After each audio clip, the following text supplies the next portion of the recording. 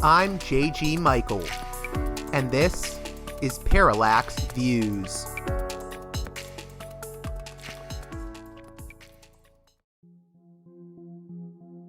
This edition of Parallax Views is brought to you by the $10 and above tier supporters of Parallax Views on Patreon. So, with that in mind, producers credit shoutouts to Galen, Matt, Gunnar, Mark, Simon, Alexander, Catherine, G, Tilo, Emilia, Jeremy, Jeff, John, Bert, Brian, Elliot, Michael, Brace, James, Nick, Mershan, Galen, Gareth, Arlen, Bo, Christopher, Michael, Gigadelic Media, Will, Chance, Chase, Dan, Big Bob, David H, Y. Kellerman, Sadeed 13, Kathleen, David, Ava, Bob, The West Bank Robbery Podcast, Jamie, Enoch, Gary, Max, Ishtofer, James, Martin, Matthew Ho, Brian, Nobody, Thomas, and Dano. And now on to the show. Hey there, Parallax Views listeners. As always, if you support the work here I do at Parallax Views, please consider supporting me on Patreon at patreon.com/parallaxviews. One more time, that's patreon.com/parallaxviews. With that out of the way, on this edition of the show, we'll be hearing from longtime Middle East analyst and returning guest Geoffrey Aronson, who will be discussing his recent piece in Responsible Statecraft entitled Israel's Plan in Gaza is Clear: Conquest, Expulsion, Settlement. As always, Geoffrey encourages listeners to understand that the Israel-Palestine story did not begin yesterday, a week ago, a month ago, a year ago, or even a decade ago. It didn't even begin 2 decades ago. It is a long story, and you really have to understand the history, and we'll be getting into some of that history in the conversation to follow. It's a grim conversation in a lot of ways as we talk about the Israeli right wing's policy of politicide as a way of dealing with Palestinians. All that and more in the conversation to follow. Let's get right to it with Geoffrey Aronson.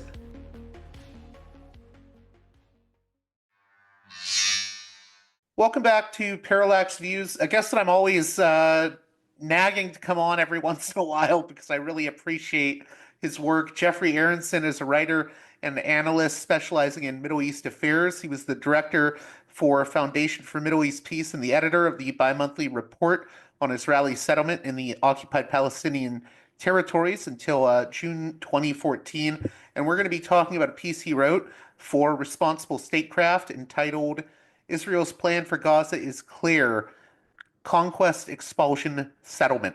How are you doing, Geoffrey? I'm doing fine. Everybody else ain't doing so well, unfortunately. So maybe we could talk about the latest developments that led to this article. You open up talking about the reports of satellite footage and witness testimony from IDF soldiers showing that Israel has carved out a nearly 1 mile deep buffer zone inside Gaza. Yeah, in and of itself, it's not news. One doesn't need the satellite imagery to discover that this is a policy that Israel has been pursuing in Gaza since the first days of the war. The idea of carving out within Gaza a perimeter that would be so-called sterile, i.e., no people would be allowed in it. You couldn't undertake any economic activity like farming in particular. And this would be one of the touchstones of Israel's response to the events of October 7th.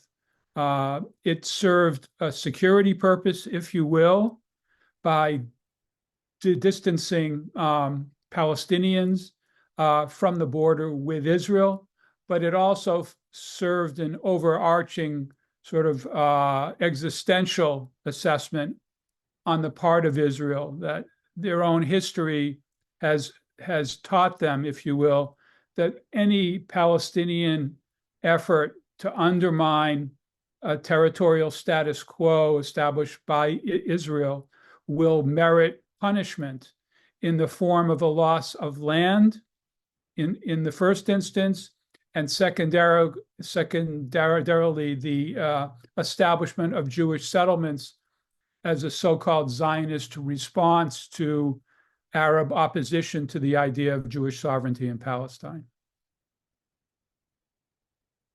In terms of that strategy that's been used by Israel in dealing with Palestinians, how would you assess it historically? I mean, is it different this time, what is happening?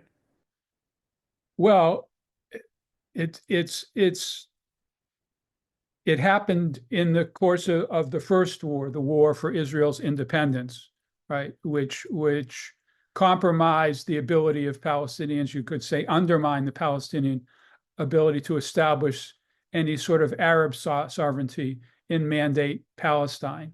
And the idea has been implicit, but not as explicit as it was in the aftermath of October 7th, when Palestinians really shocked and undermined sort of Israel's own image of itself and the value of its own policies by actually succeeding in taking over, however shortly, Israeli settlement areas in Israel proper.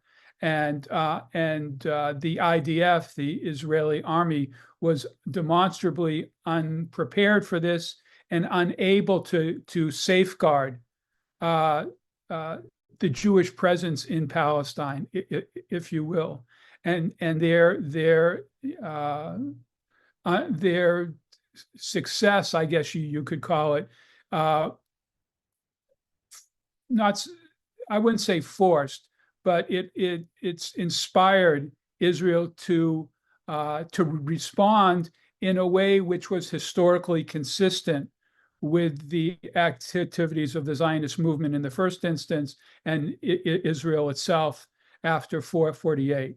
And so what we see here today is an Israeli policy driven not only by what they consider to be essential security interests, but also part of an existential battle that harks back to a time long ago, but nonetheless has sparked a response by officials in Israel with a certain degree of support amongst the Israeli public for this kind of action.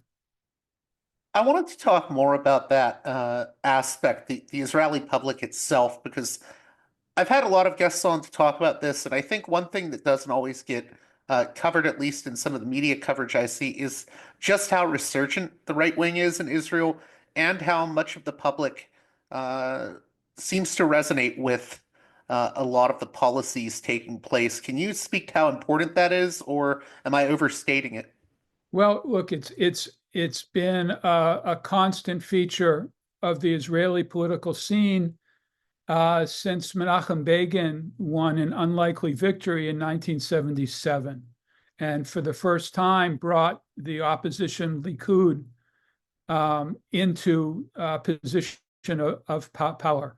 Most of the parties we see today on the right were born from that victory. They either split from the Likud to form new parties over the years, or they reflect a transition, a clear transition over the decades from the Likud of 1977 to the ruling party of Israel today. And it's been vitally important in establishing an agenda in the national security realm and also in the settlement realm, because it was these forces that inspired by actions that were taken after 1967 by labor administrations in Israel, those that had traditionally were founders of the state. They were the founders of the whole settlement philosophy of where I settle, I guard, establishing Jewish sovereignty, if you will, in areas that were colonized by Jewish settlers. So the right wing over time was able to overwhelm the forces that gave birth, in effect, to the settlement movement after June 1967, and was increasing control of the agenda. Now, there were times when this was challenged. For example, when Yitzhak Rabin was elected prime minister in the early 90s. But even during that administration, there was an attempt to protect and expand settlements in the West Bank in particular. And so what we see today is the children and grandchildren of those who inspired those settlement movements in the 70s and 80s are now ruling in Israel. And we are living with the consequences, not only in Gaza, but in the West Bank as well, which is witnessing, in some respects, unprecedented actions to control territory in the West Bank at Palestinian expense. I think for me, one of the most interesting aspects of your article, and I think people are aware of it, but I don't think it's always talked about enough because it gets into really dark territory, is that a lot of Israel's actions don't seem to just simply be about, you know, going against Hamas or getting revenge even through the destruction of, say, Rafah, but also sort of a pursuing of a policy of what you call politicide that's really aimed at not just destruction physically, but also sort of a psychological destruction of the sort of Palestinian dreams for return. Could you speak more to that? Yeah. The main preoccupation of Israel has been to preserve its ability to maintain and expand its sovereign presence in Palestine. And when Palestinians challenge that, they challenge, the raison d'etre of the Zionist movement historically, and also the current Israeli state today. And so that, in an Israeli view, merits a very severe response in order to demonstrate to Palestinians and the world beyond that Israel as a Jewish state is not going anywhere soon, and that those who seek to undermine it only lose. And so when Palestinians seek to undermine it, they lose their well-being, they lose their homes, in the case of Gaza in particular, and they also, in a sense, are meant to lose hope that not only will they not ever return to areas within Israel from which they've been exiled since the late 40s, but they won't even be able to return to the camps that they established in order to provide accommodation for the people who lost homes decades ago.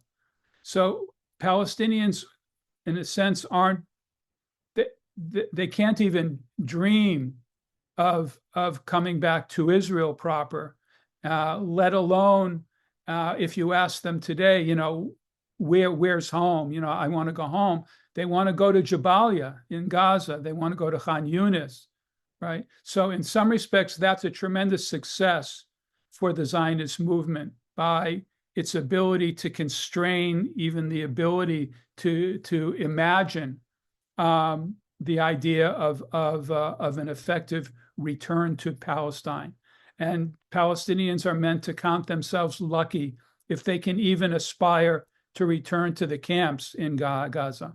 And we've seen in the last 2 or 3 months with the Trump administration's support for transfer of Palestinians out of Gaza, is the Palestinians again aren't even going to be permitted to dream of going home to Gaza.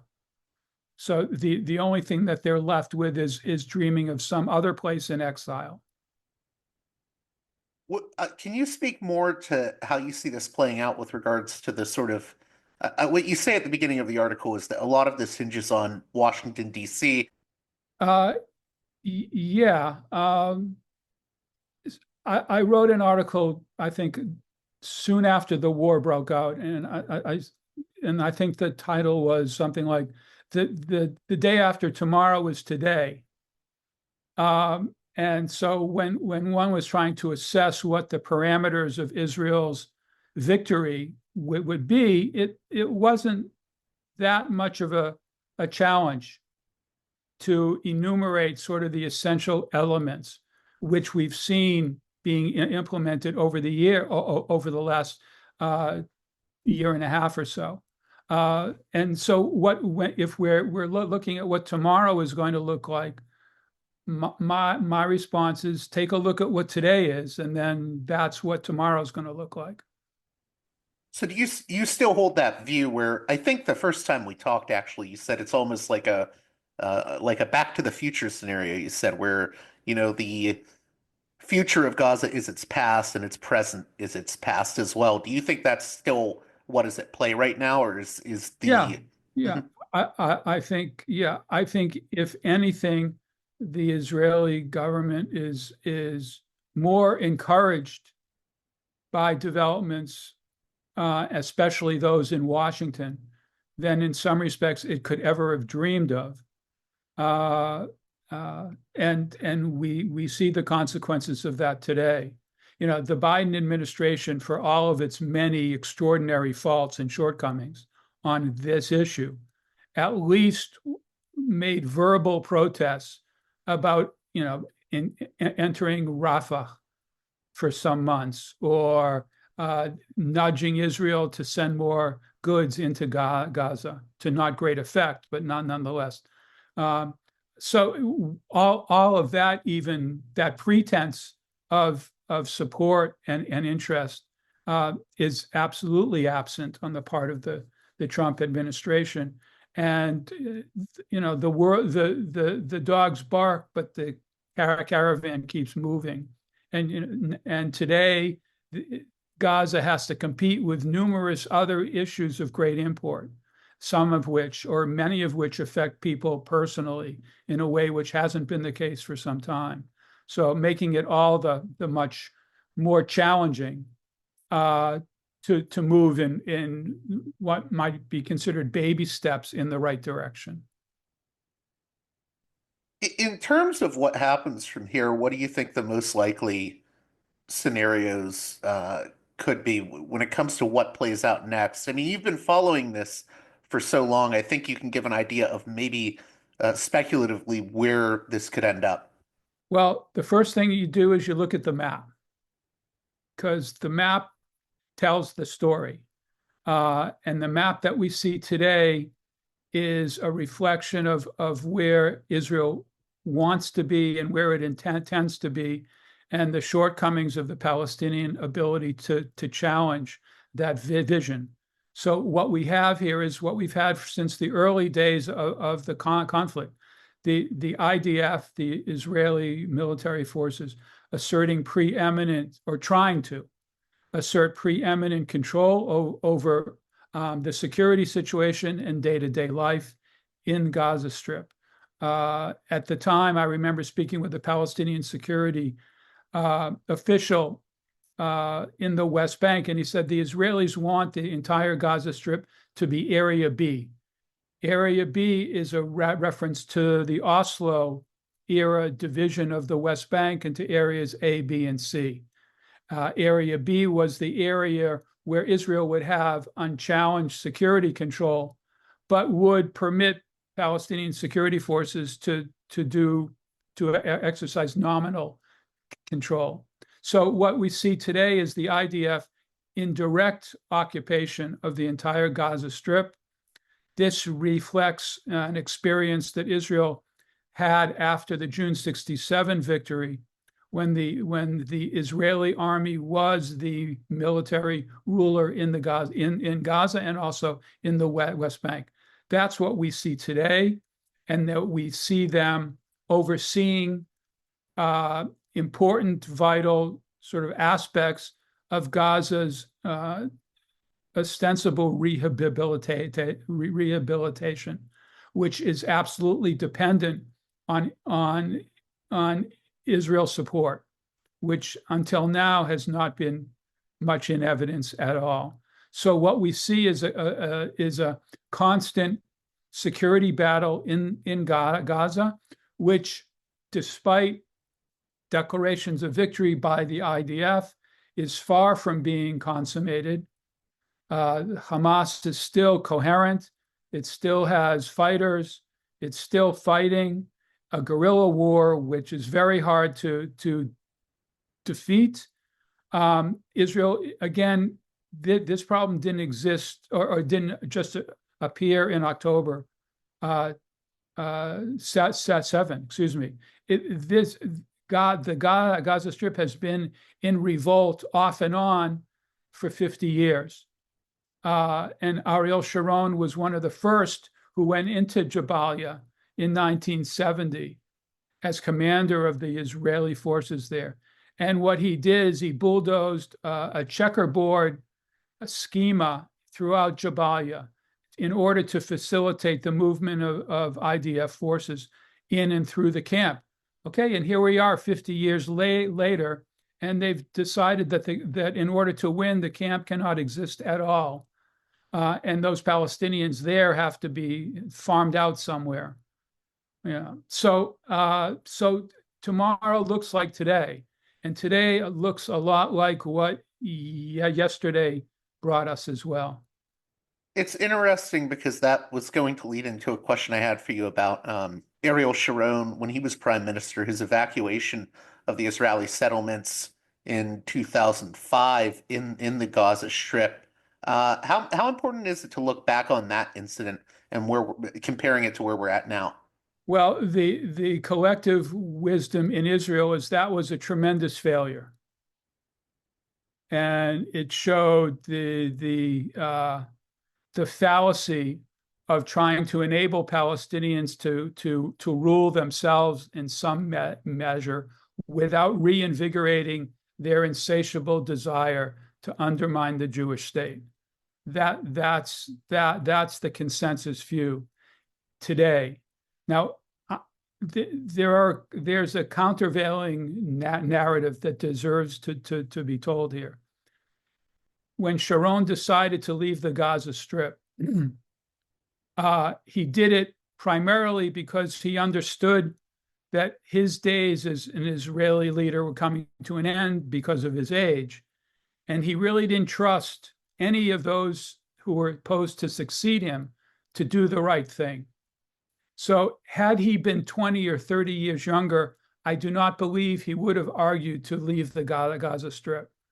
But what he was trying to do was set the table for his successors to enable them, for all of their shortcomings, to rule successfully over what was essential to the health of the Jewish state. And Sharon, to his credit, was able to envision a future where Israel was not in direct control, security control of the Gaza Strip, and therefore there was no need for settlements there. So the settlements also, which historically had legitimized the idea of military support for them. Again, this leg of the table was kicked out. So Sharon projected an Israeli retreat from security control within Gaza, although not around its envelope. I mean, the IDF did not cede untrammeled Palestinian security advancements. It certainly maintained a defensive ring around Gaza, which again, on October 7th, was the Palestinians poked holes all over that. So that was a failure, but that wasn't the failure of the origin of the system that Sharon created. So he was able to, because he was Sharon, overcome the sort of traditional opposition within the IDF and certainly within the settlement movement to any diminution of Israeli sort of effective sovereign control in Palestine. But it was not independence by a long shot. Israel's own foreign ministry said that Sharon could not declare an end to Israeli responsibility as an occupying power over Gaza because, notwithstanding its retreat from Gaza territory, it remained in what the lawyers call effective control of the Gaza Strip, and therefore its humanitarian obligations should have been maintained and honored. This has come up in the last few days as well, where the international community is saying Israel has an obligation as an occupying power to let stuff into Gaza. And Israel replying, no, we're no longer in effective control of Gaza. We have no particular international responsibilities in that context, and too bad for you. So the Sharon precedent was interesting, was courageous in its own context, but also was incomplete. It was also incomplete. In terms of the Israeli strategy, I've heard the argument that Israel has, and I've even heard this from Israelis on the sort of left, that the strategy that Israel has taken is one of trying to manage Palestinians, whether it be through bombing campaigns or mowing the lawn, or just trying to manage the expectations of Palestinians and to destroy that dream of return. And the argument I've heard is it hasn't worked for years, and it just leads to explosions of violence. I mean, has Israel been successful, or is it not successful with what it's been doing? Well, it depends what indices you use to determine that, right?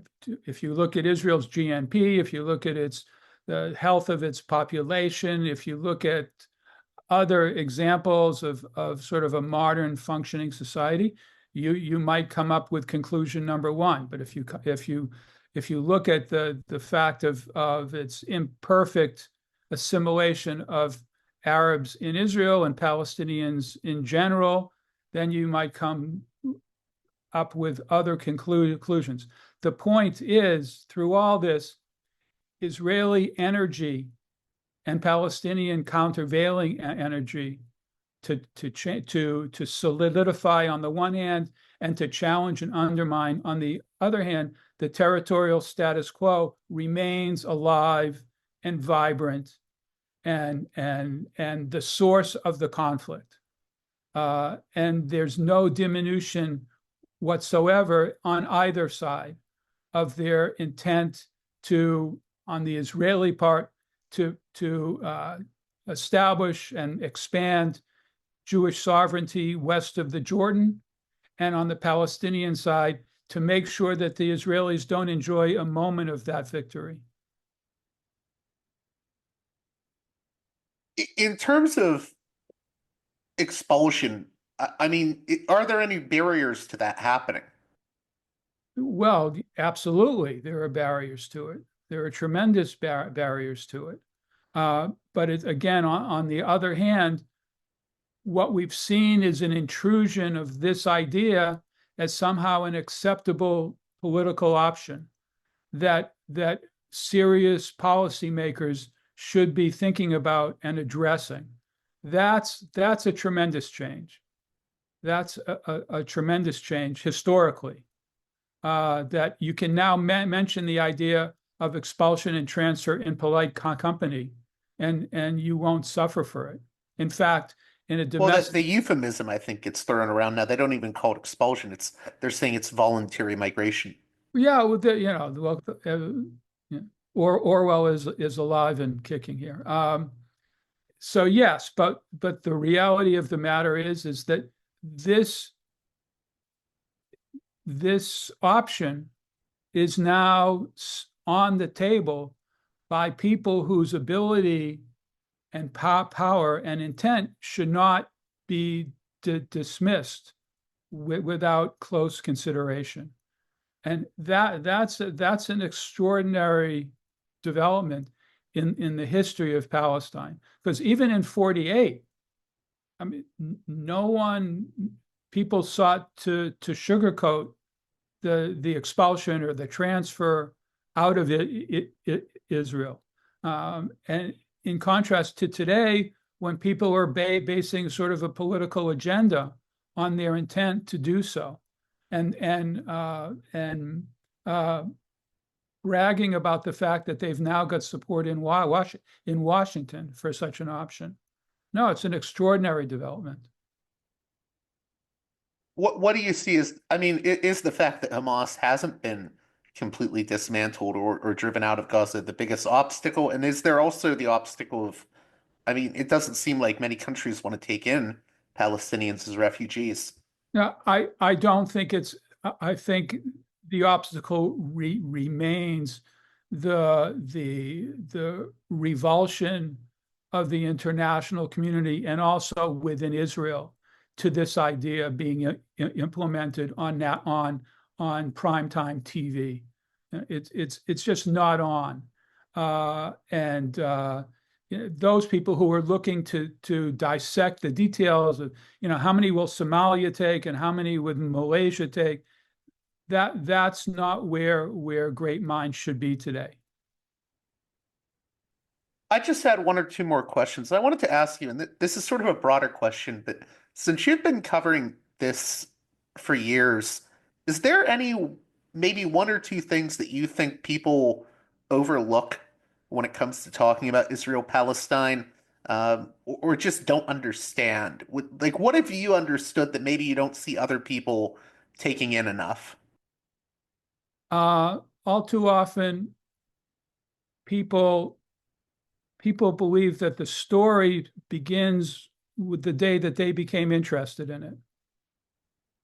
So there's no sense of the evolution historically of these events, and therefore there's no real context to the kinds of decisions and policies that many people are supporting and articulating.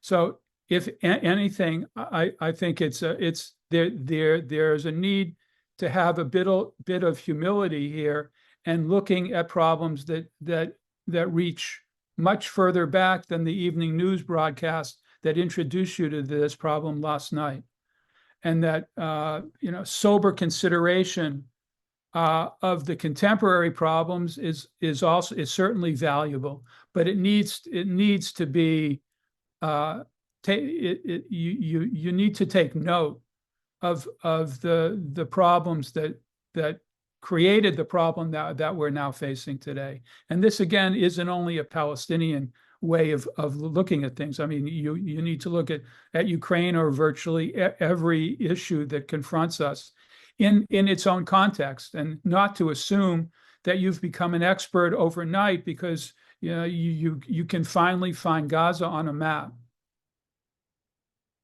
The last thing I wanted to ask you about was, what do you think about what is happening more broadly in the Middle East? I ask this because I saw that you stepped out of talking about Israel-Palestine to talk about Syria a few months ago for responsible statecraft. Just maybe you could give your thoughts on what is happening in the region, especially in Syria, just to close out here.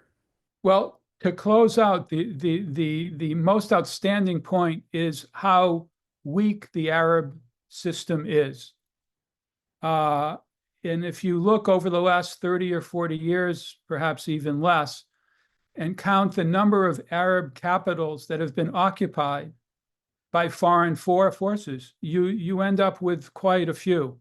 We've got Damascus, we've got Libya, we've got Beirut, Sudan. So the system is in crisis. The Arab world is in a crisis.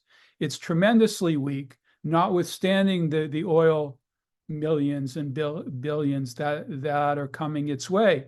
And this is a fact that its adversaries understand quite well. first and foremost, Israel, also the Iranians. And so what we see is not an Arab state system that's developing, if you will, but it's in crisis. And it's almost in Syria, as we see today. Syria is a corpse, and everyone is trying to feed on it from the outside, whether it be Israel or Turkey or Iran to some degree as well, the international community. So it's a tremendous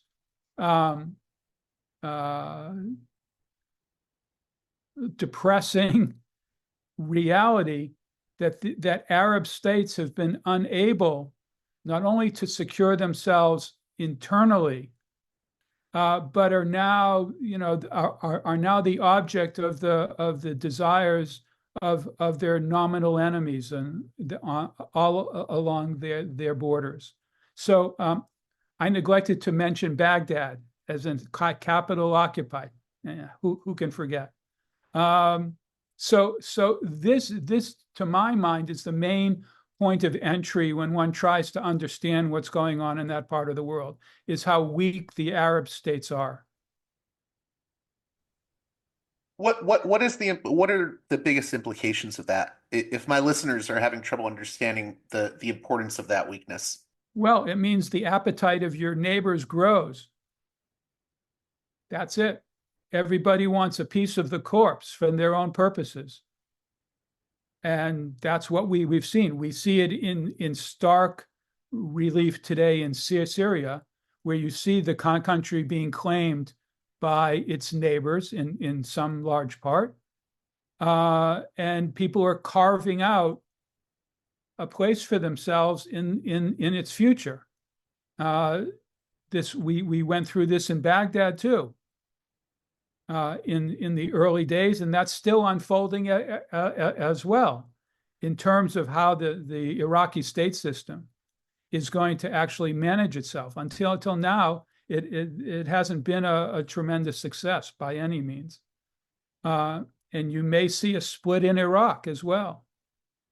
So everything is there. There are lots of unknowns here, and for those who have agendas that may not be consistent with those of the Syrian state or the Iraqi state or the Egyptian state, even, it's an invitation to instability, and that's what we have in the Middle East today, certainly.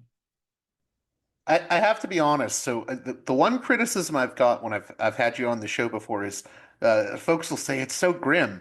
But I want to say this: you're an analyst. You're not trying to tell people, well, Not a it's all therapist. roses, right?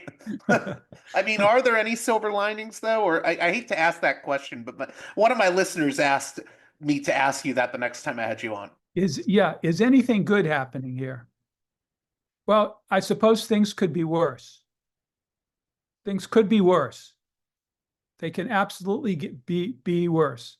If tomorrow Israel decides that it wants to push Palestinians across the border into Egypt, then we have the makings of a region-wide meltdown.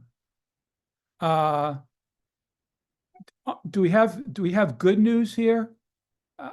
Beirut, Lebanon today is beginning to get its house in order, I think, in a way in which hasn't been the case for quite some time. And we'll see if those interested powers around it will permit it to do what most of its leadership understands has to be done, not only economically, but also politically and in the security realms as well. So I think if I were to look anywhere in the region for a hopeful sign, it would be Beirut. So I want to just real quick. I know I'm going to have a listener that says, well, how could it get any worse than it already is for the Palestinians? Do you want to just quickly answer that, or? Well, they could be forced physically out of Gaza into the desert of Egypt, number one. In the West Bank, you could have a settler with or without the IDF attacks on Palestinians, armed attacks. You could have a breakdown of order throughout the West Bank. in a way which we have yet to see. But we see elements of that. And we see an Israeli government less than interested in establishing the rule of law there when it comes to the behavior of some settlers. So things could get a lot worse in Ramallah, in Nablus, in the camps.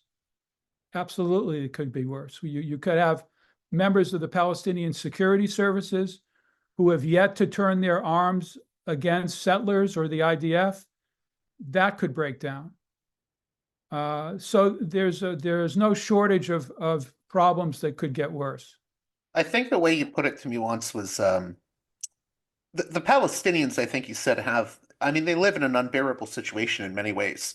But I mean, I guess the one, I don't know if it's positive, but it's that they're hanging on at least on some level. Yeah. So I guess, yeah. So the battle remains what it is and has been. And neither side shows much interest in surrendering. Palestinians as well as Israelis. And, the Palestinians have a word for this, samud, right? Which is, what is it called? I don't remember the word in English. But it means, they're there. The fact that they wake up every day on their land, in their homes, steadfastness is what it means. Yes, sorry. Is a victory. Is a victory. It may not be much of a victory, but for them it counts as a victory. So certainly that's the case today, that they, of their own volition, they aren't moving. And therefore, the Israeli aspiration will always be incomplete. Well, I want to thank you again, Geoffrey Aronson, for coming on Parallax Views. It's greatly appreciated. My pleasure. Thank you very much. Well, that does it for this edition of Parallax Views. As always, please consider supporting me on Patreon at patreon.com/parallaxviews. One more time, that's patreon.com/parallaxviews. And with that being said, until next time, you've been listening to Parallax Views with Parallax Views to Parallax Views with Parallax Views. The way out is not simply to say, don't do it, just to prohibit. It's nothing else. If we don't do it, others will be doing it like crazy. So, we have to confront the problem. But no, basically, I know of the great anxieties, problems, new forms of control, but it's also new forms of freedom. This is why I always emphasize that internet and all this new digital stuff, it's a very ambiguous phenomenon, but it's the field of struggle. New forms of enslavement, but at the same time, new incredible forms of freedom. We have to accept the fight with no nostalgia for old, allegedly more authentic communities or whatever. I'm not afraid. I'm not afraid. I'm not afraid. I'm not afraid.